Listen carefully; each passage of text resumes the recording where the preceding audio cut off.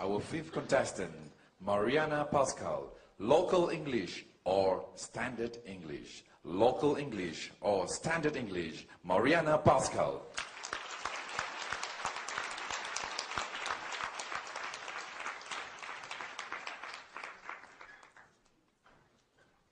Well, many years ago, my daughter, who is half Chinese, attended a local kindergarten in Johor Bahru.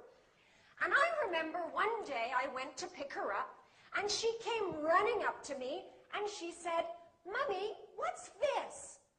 I said, "I don't know, ask your teacher." She turned and she said, "Teacher, this what, ah?" I said, "What did you say?" She said, "Oh, Mommy, that's Malaysian English." My fellow Toastmasters, we hear a lot these days about local varieties of English. Should we embrace them as a part of the culture?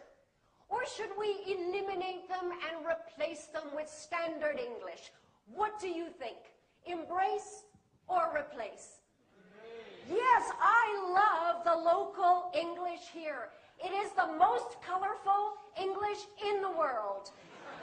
I especially love your crazy two-word phrases. Where, got. Also can. See first. See how. It's so unique. And frankly speaking, I do not think that it is possible to eliminate local English because linguistic habits are very difficult to break. Am I right? Yes. Now, throughout my entire marriage, my Chinese husband has been saying, "Get down from the car." And I've been saying, "Honey, we're not on the car, so we can't get down. We're in the car, we get out." And he says, "Oh, okay, get down." Can't change. In fact, I was in a taxi the other day, and the taxi driver said to me, "Okay, miss, you get down here, huh?" I said, No. You get out here." He said, "It's my taxi, you get out." I think the important thing is that whatever English we speak, Malaysian English, Canadian English, Indonesian English, Bruneian English, that these days we be understood by people from other cultures. Am I right?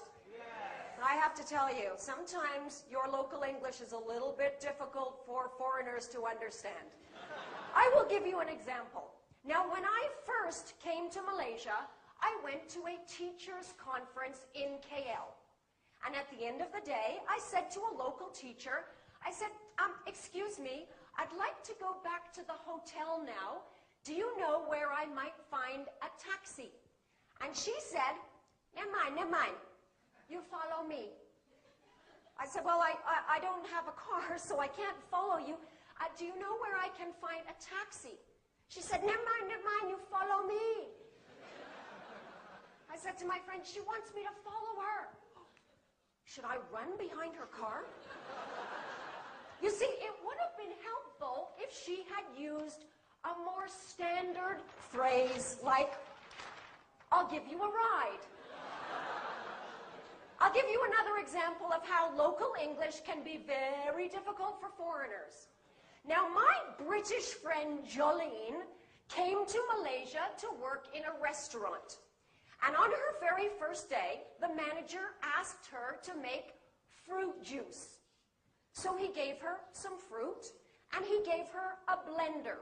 And he said, "You put in fruit after you switch on."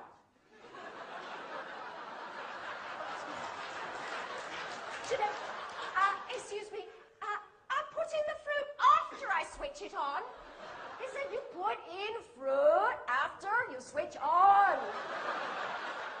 So she switched it on, put in the fruit. What happened? All the fruit came out.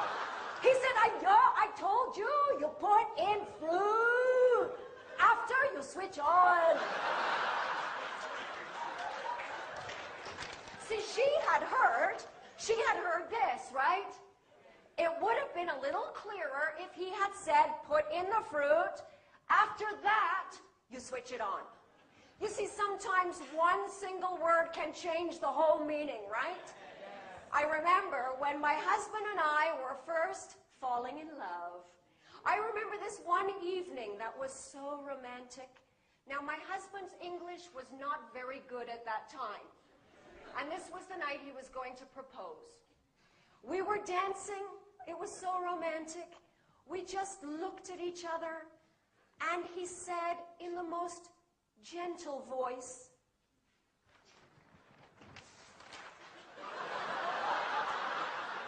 "Oh, your eyes are big. How many eyes do I have?" I felt like an alien. It was not romantic. There was no proposal that night. Now, sometimes one single letter can change the entire meaning of what you're trying to say, right? My 17-year-old student, Chai Shen, had just come back from England, and she said to me, "Teacher, in England, many people very stupid."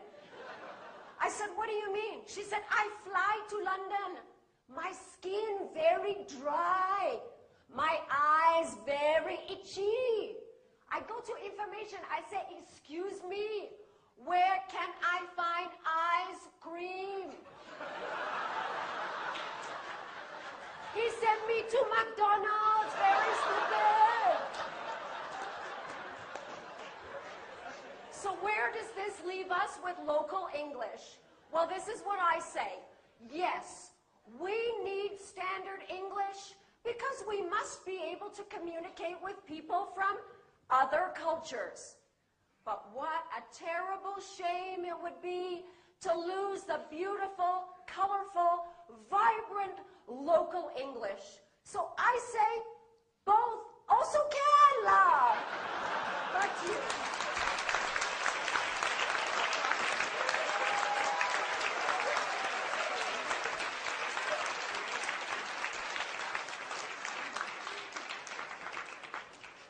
Please observe 1 minute.